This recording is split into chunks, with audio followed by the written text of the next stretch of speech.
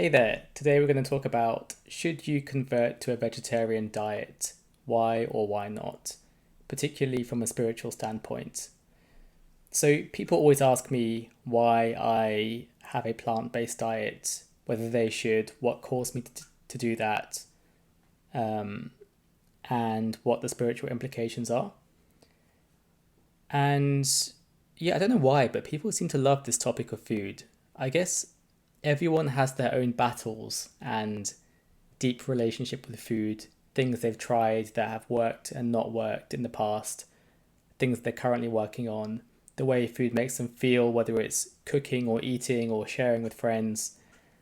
And basically, people get really passionate about food, which I always find quite funny because, well, it's something that serves the physical body, but I guess it does have an energetic and spiritual component too.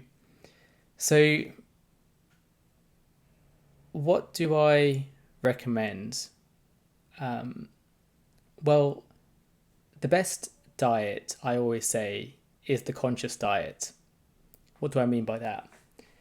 Well, it's ridiculous for anyone to recommend any diet wholesale because everyone's body is different. And so, if everyone's body is different, how can you recommend one diet that will suit everyone? It's like having many different locks and trying to recommend one key that will fit every single lock. It simply won't work. And so the right diet for you is the conscious diet, meaning the one that consciously feels right for you. And your body will tell you and indicate to you when it feels good given certain foods. So you should be able to sense which foods your body is asking for and gravitate towards those. Now, that's easier said than done because what if your body gravitates towards eating chocolate and drinking alcohol, for example? Um, and that's an interesting issue. Now, there is, whether we like it or not, a concept of soul evolution. Before I go into that, um, you know, what I wanted to say and what I started out saying is that the right diet for everyone is different. So some people need meat in their diets and benefit from meat in their diets. Other people don't need meat in their diets and benefit from more plant-based food. But if you were to even out or control all other variables, is there, generally speaking, a diet that's better than others in absolute terms? Well, if you think about it, the answer has to be yes, because someone who drinks oil as their entire diet is obviously much worse off than someone who eats a variety of vegetables, um, legumes, and meat. So there is a better and a worse. We know that. And let's then come back to the concept of soul evolution. If I switch screen here, maybe I'll in fact go to our tried and tested Miro board. Is there a direction in which souls evolve? Well, both science and spirituality, funnily enough, agree that everything started from one point. In terms of science, it was the Big Bang. In spirituality, many doctrines talk about the oneness or the one, and how in the beginning the universe breathed and suddenly it split into polarity. And you can think of that a bit like this, where we now have two poles. Because as soon as you separate from the one, you get at least two directions, hence polarity. And as soon as you have polarity, you have a plane, a 2D plane, And this implies direction, because you can go either left or you can go right. Although in practice, in both cases, you're actually trying to get back to source, which looks like this.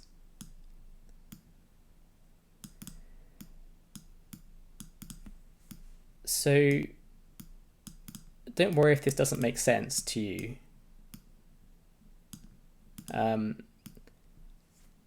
But what I'm really saying here is that humans may be somewhere along this plane. So let's say you're a human here. And really, what you're trying to do is get back to source. And this is the concept of soul evolution. Many people talk about your higher self, and higher would be something like this. But actually, in practice, it's really your inner self, your true self, that you're trying to get towards, hence going back to source. And this is the concept, as I mentioned, of soul evolution. And so a diet here would be different to a diet here. And from a spiritual standpoint, this particular diet is better than this particular diet. However, it's not that easy just to go from here to here. And I don't recommend trying to simply just change your diet overnight drastically. It has to be a process, and that process takes time, balancing and rebalancing, because every time you make a change, you improve one aspect of yourself, but you may affect another aspect adversely, especially when it comes to diet. And so when we move in a certain direction, we actually don't move in a straight line. A different concept is that of a spiral. So what do we mean by that? Well, the spiral is a fascinating concept, because let's say we are a meat eater and we move to becoming a vegetarian overnight, and we keep doing this for a few weeks. Well, you might find that your body starts to lack protein, and so you've caused an imbalance. Maybe you've gained more nutrients, maybe you haven't, but you're now lacking protein. And so when we move in a certain direction, it's important to always move in a spiral. What do I mean by that?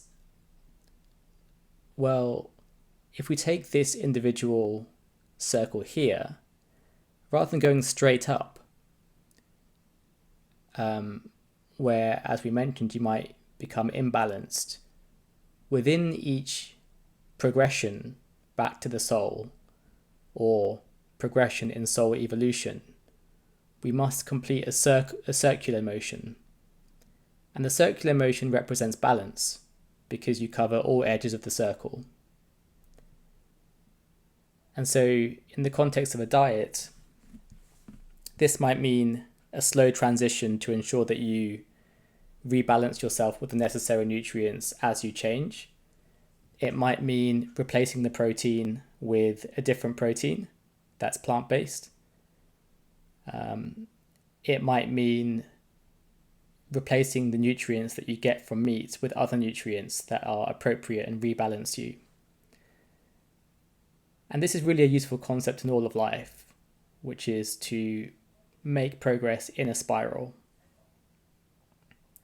And that's kind of related to many, well, that's one reason, or maybe let's stick to related to the spirals in nature, and why we see the golden mean everywhere in nature, whether it's in plants, snails, galaxies, and so on. I always generally follow the rules of nature, and Just observe how nature behaves naturally, and that usually gives you a pretty good clue into how to live life.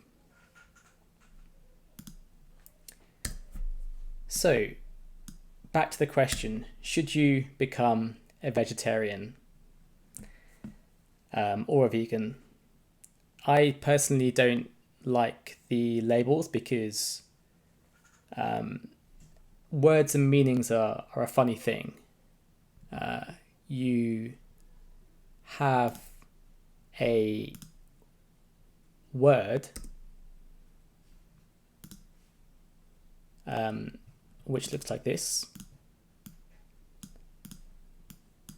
and the word represents a meaning which looks like this. Okay. Now, what happens over time, this is the word.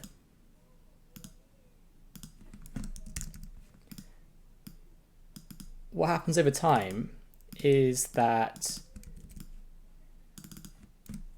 people change the meaning that the word is assigned to.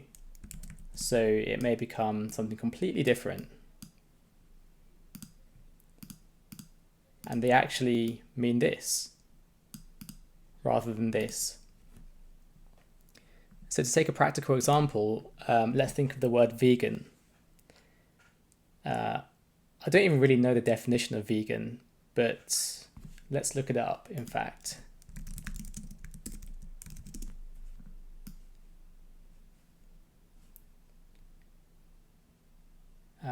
If you give me a moment here. So a vegan is a person who does not eat any food derived from animals and who typically does not use other animal products. Fair enough, easy to understand. I'm not sure how that differs from a vegetarian though. Vegetarians don't eat any animals, including pigs, blah, blah, blah. Yeah, a vegan doesn't consume dairy, milk. Fair enough. Cool. To the point though, this was our original meaning for the word vegan, which we just defined a second ago. But now with all the emotion around being a vegan and how, vegans are thought to behave, maybe they're a bit, people think they can be a bit maybe aggressive or prescriptive in their beliefs or dogmatic, and so on. And so now you have an alternative meaning for the word vegan, which is like vegan plus dogmatic plus other emotions. And so this is why I don't like to use these labels like the word vegan. Instead, in my case, I just eat plants and I get my protein from plant-based protein shakes, which are organic. So, once again, should you become a vegan or a vegetarian? Now, we've talked about soul evolution, and people may not like this, but in the end, I do believe a body, you are what you eat. And if you eat chocolate all day compared to if you eat vegetables all day, it's no surprise that the vegetable diet in this case would be better. So let's do another thought experiment. If you eat meat all day or you eat vegetables all day, and it's literally one or the other, we're taking an absolute extreme case. So if you only eat meat or if you only eat vegetables, both are unhealthy. Both diets will make you ill and probably kill you sooner or later. But I think it's fair to say that the vegetable diet will last your body longer.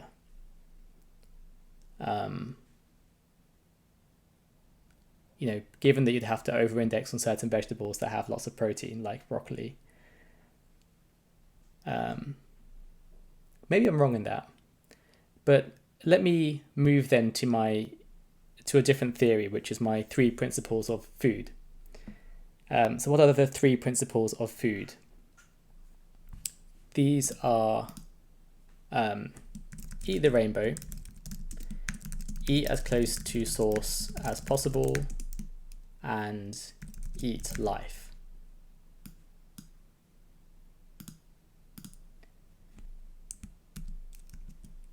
And as we talked about before, the only right diet is the conscious diet. So given that, and the conscious diet being the diet that's specifically right for you and not for anyone else, but given that, are there still some overarching principles that apply to everyone regarding food and diet? Are there some general laws? And I thought about this in great detail and, well, not thought, but let my mind receive. And this is what my mind received, which are these 3 principles of food. Eat the rainbow, eat as close to source as possible, and eat life. And what do these mean? So eat the rainbow is fairly simple. It just means have a diverse diet, eat as many colours as possible. I think no one would probably dispute that, because we all know that having a diverse diet is better than eating only one thing. So this, I think everyone can agree on. We shall highlight it in green. Eat as close to source as possible. So this is an interesting one. I think most people would agree that it's better to eat fresh food rather than non-fresh food. And again, you can take a thought experiment by taking things to their extreme. The less fresh something is, eventually it decays, gets bad, gets unhealthy. So, we all know that food has use-by dates, and I guess it's therefore uncontroversial to say that one should eat as close to source as possible, as fresh as possible, meaning straight from the farm, for example, straight from the pot, in the case of a plant. And, also with plants and animals, certainly with plants, the younger the plant is, generally the softer and better it tastes. I don't know if you found that. But as it gets older, it becomes harder, often more bitter, and less sweet. Not in all cases, but in many cases.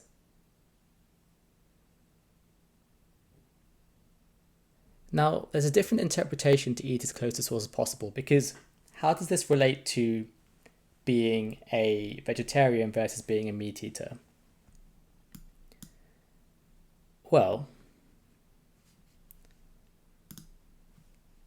let's take a cow, a plant, and a mineral like, I don't know, a quartz crystal.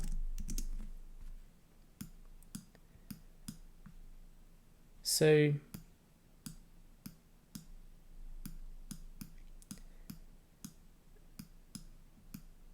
here's a different interpretation to eat as close to source as possible, because which of these items or living beings are closest to source?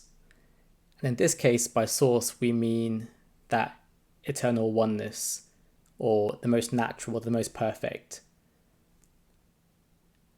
And I think it's fair to say the mineral, or the crystal, is closest to source, meaning the molecular structure is the simplest and the most perfect.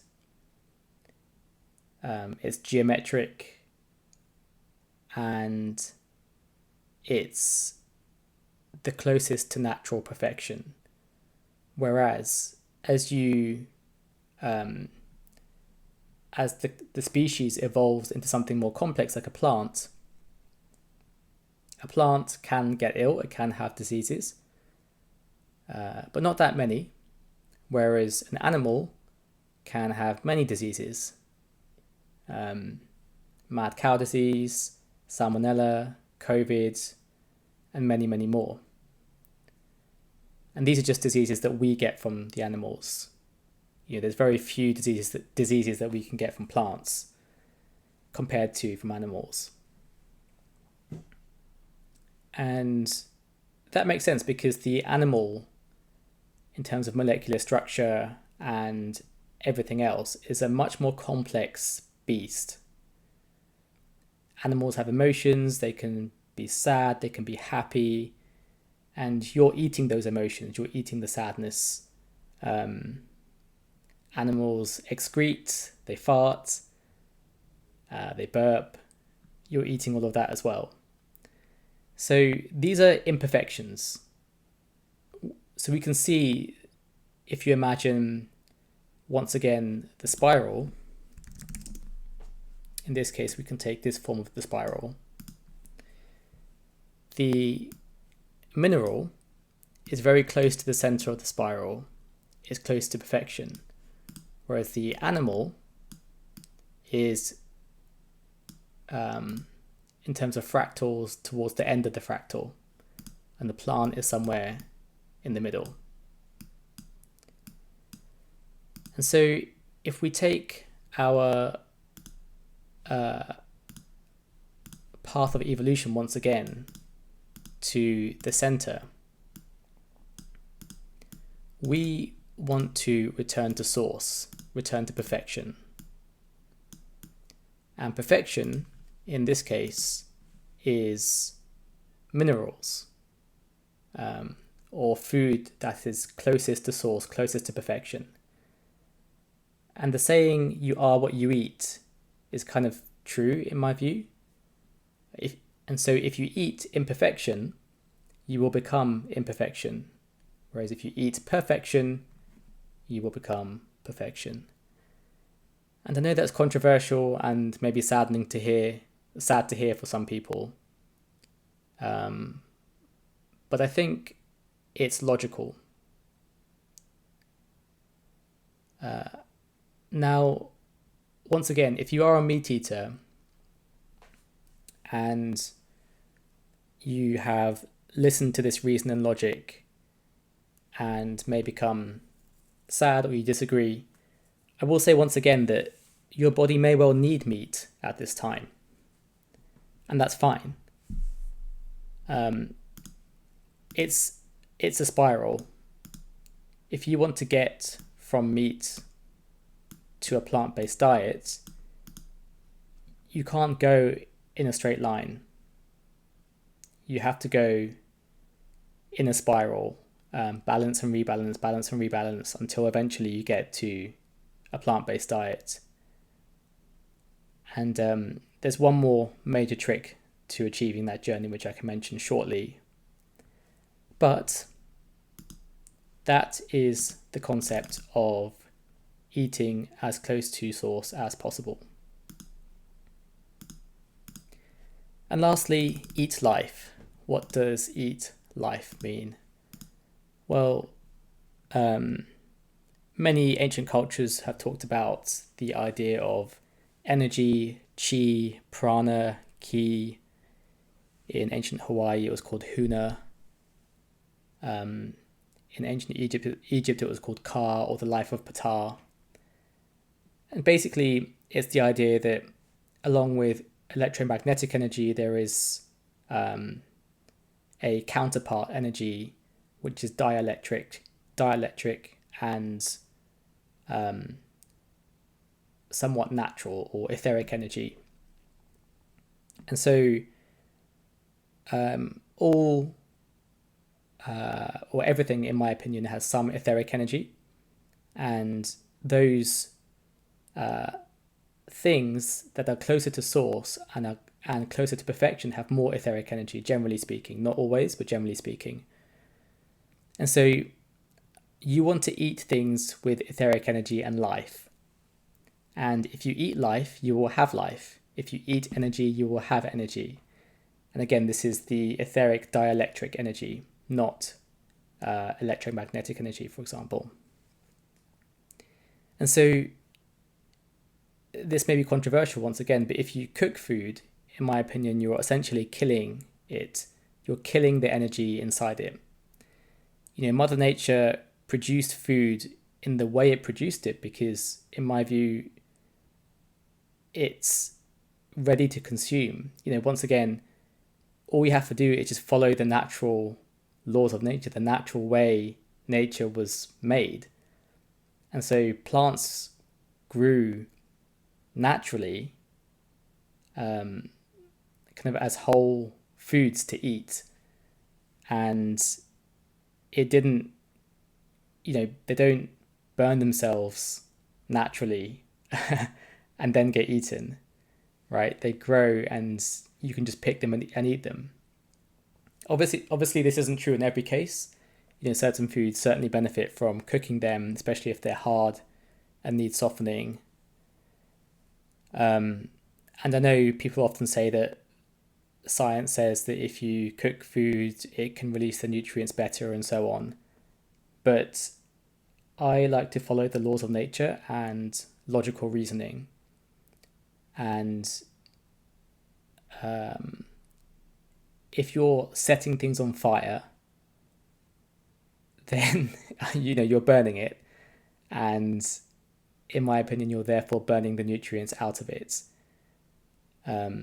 So I tend to eat as much raw vegetables as I can, because that means I'm eating life, I'm eating energy, and in my opinion, it shows up in the way I feel day to day, because I feel lively, full of energy, and not burned and dead, like eating burned and dead food. Yeah, it sucks because you don't get all the flavor from cooking.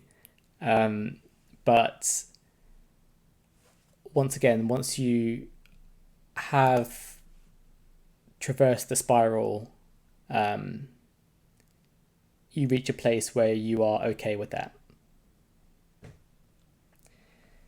So one final tip then, how does one traverse the spiral? And once again, I have no judgment on anyone who has any particular diet.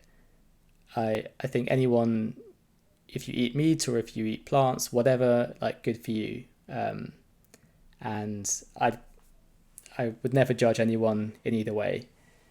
And nor am I kind of dogmatic about the way I eat in terms of recommending that.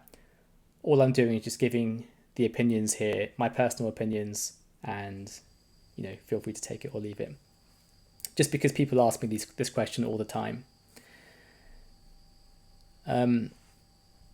So here is a tip for how to traverse the spiral. Now, the funny thing is, let's say you have a bad day at work. We all know the concept of comfort eating. When you feel bad, you want to eat bad food. Is that not so? And the corollary, therefore, is when you feel good, you are more able to eat good food. And so if you want to eat more healthy food, whatever that means for you, if that's more plant-based food, or if that's more meat, for example. So this doesn't have to be a particular way. I'm just saying, how do you eat a more healthy diet? And let's take some unhealthy food.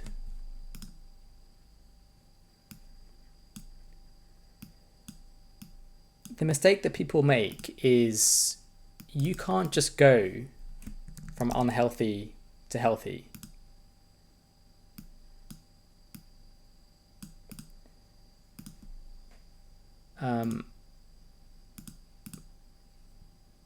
you can't just decide one day to become healthy.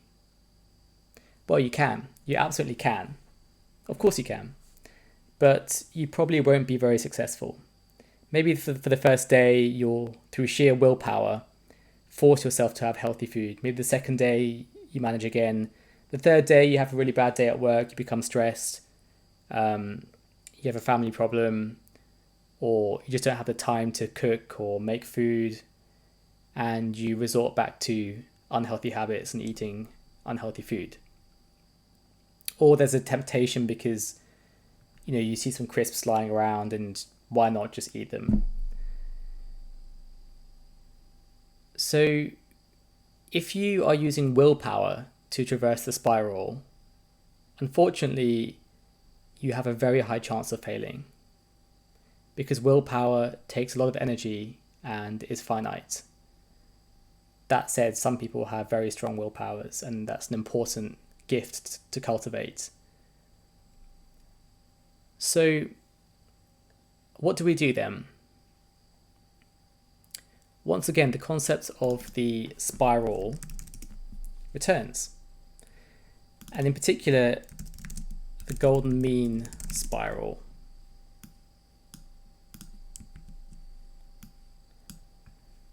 And the golden mean, I won't go into it in too much depth, but what it infers is that there's a concept of momentum or growth, because in the middle it's very small, whereas as you expand outwards it gets very large. And so this represents momentum, because momentum is the changing of speed over time, I believe. Physicians correct me. But you get the thing, you get the ethos here. There is a movement across time, a change of space here across time. And what I'm trying to say here is, much like gravity, there's a pull in a direction. And you basically need to harness the forces of nature, harness the golden mean, harness the pull to naturally pull you towards healthy food. And that's much better than using willpower. Because if you can use the natural forces of nature to get you towards healthy food, the natural momentum, then effortlessly you will gravitate slowly and slowly towards more and more healthy food. And that is the beauty of harnessing the forces of nature. Rather than going through this pain of every day trying to choose between unhealthy food and healthy food and resisting the temptation, that's a hard struggle. So how do we harness this golden mean spiral to naturally tend us towards healthy food? Well, the key point really is that there's a missing piece here, and that is our bodies.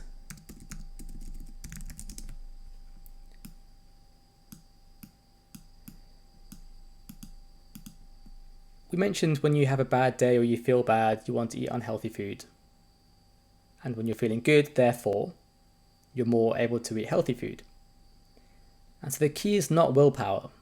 The key is feeling good.